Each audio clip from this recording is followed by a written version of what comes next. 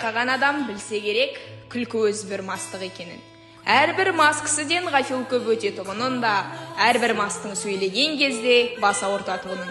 Бұлай болғанда, күлкіге салынған кісі не шаруадан, не ақылдан, не бір ұят келерлік істен құр ғафилдік көп өткізіп отырса керек.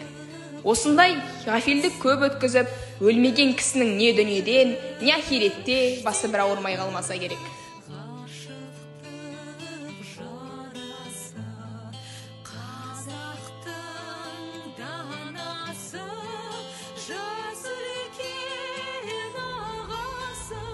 Әрбір уайым қайғы ойлағыш кісі не дүние шаруасына, не ахирет шаруасына өзгеден жинақырақ болса керек. Әрбір жинақлықтың түбі кәніш болса керек. Енді бұлай болғанда үнемі уайым қайғымен жүре аламыз ба? Үнемі күлмей жүруге жан шыдай ма екен? Жоқ, мен үнемі уайым қайғыменен бол демеймін. Уайым қайғысыздығыңа, уайым қайғы қылдағы, сол уайым қайғысыздығынан құтыларлық орынды әрекет табу керек, һәм қылу керек. Әрбір орынды әрекет өзі де қайғыны азайтады. Орынсыз күлкіменен азайтпа қайғыны, орынды әрекетпен азайт.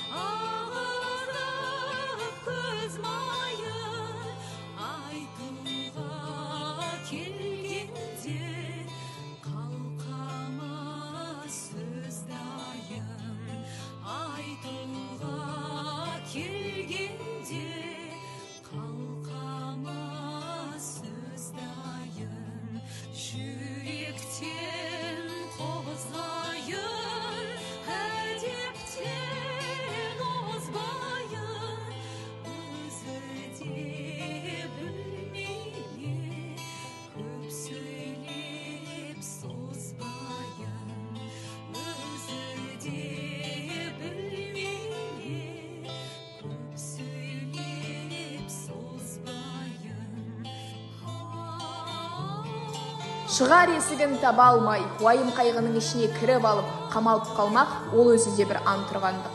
Және әрбір жаман кісінің қылығына күлсең, оған рахаттанып күлме, ыза болғаныңнан күл. Ызалы күлкі өзі де бір қайғы. Ондай күлкіге өзің де салынбассың. Әрбір жақсы адамның жақсылық тапқандығына рахаттанып күлсең, оның жақсылықты жақсылықтан тапқандығын ғибрат көріп күл.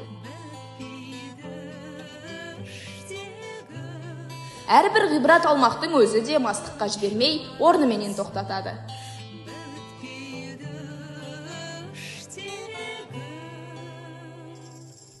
Көп күлкінің бәрінде мақтағаным жоқ.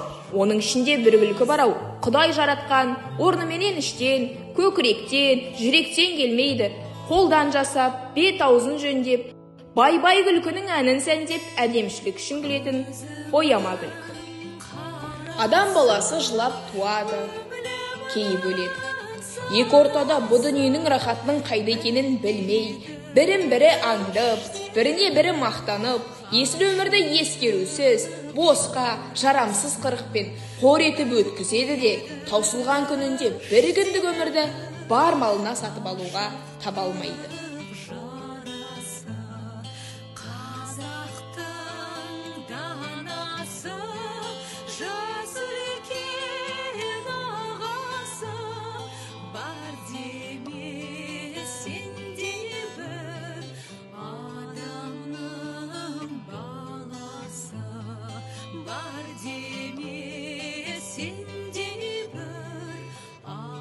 Қулық саумақ, көз сүзіп, тіленіп, адам саумақ, өнерсіз иттің ісі.